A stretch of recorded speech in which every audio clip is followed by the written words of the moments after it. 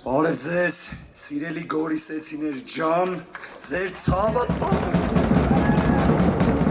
Ես գիտեմ սյունեցիների,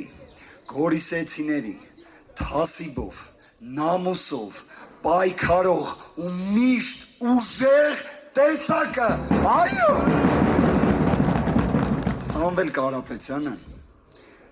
10 ամսից ավելի է, ինչ կալանավորված է, որ հարցնեք ինձ որպես իրավաբանի, լավ, ինչն է հիմքը կալանքի, կասեմ իրավական որևէ հիմք չկա, բայց կա քաղաքական հետապնդում, կա վախ,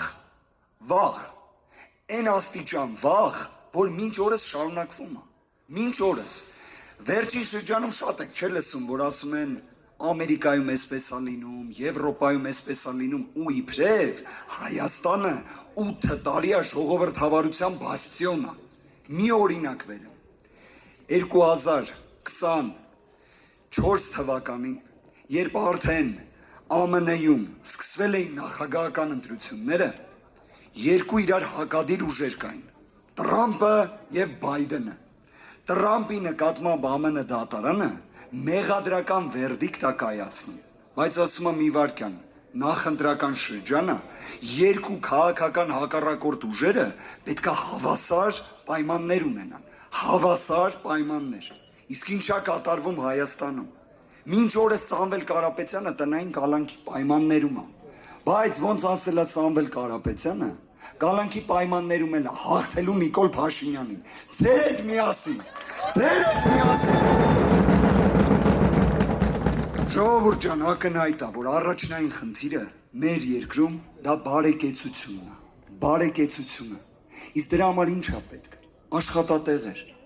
Սամվել Կարապետյանը այն մարդն է, որ իսկապես նայենք մեր նոր անկախ հանրապետության պատմությունը, ամենից շատ աշխատատեղեր, ամենից շատ բարեգործություն արած մարդն է։ Իր հիմնական գործունեությունը, իր վաստակը ապահովելով Հայաստանից դուրս։ Պատկերացնում եք 90-ականներին,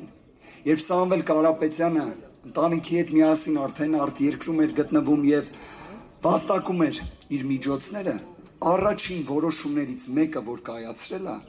դա եկեղեցի կառուցելն է Տաշիրում։ Այդ ժամանակ դեռ Սամվել Կարապետյանը միլիարդատեր Forbes-ի ցուցակի ներկայացուցիչ չէր,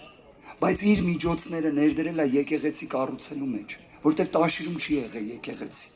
Հիմա պատկերացրեք Սամվել Կարապետյանը հանձնառություն է ստանձնել, պատասխանատվություն է վերցնել ամբողջ Հայաստանի համար, ամբողջ փոփոխության համար,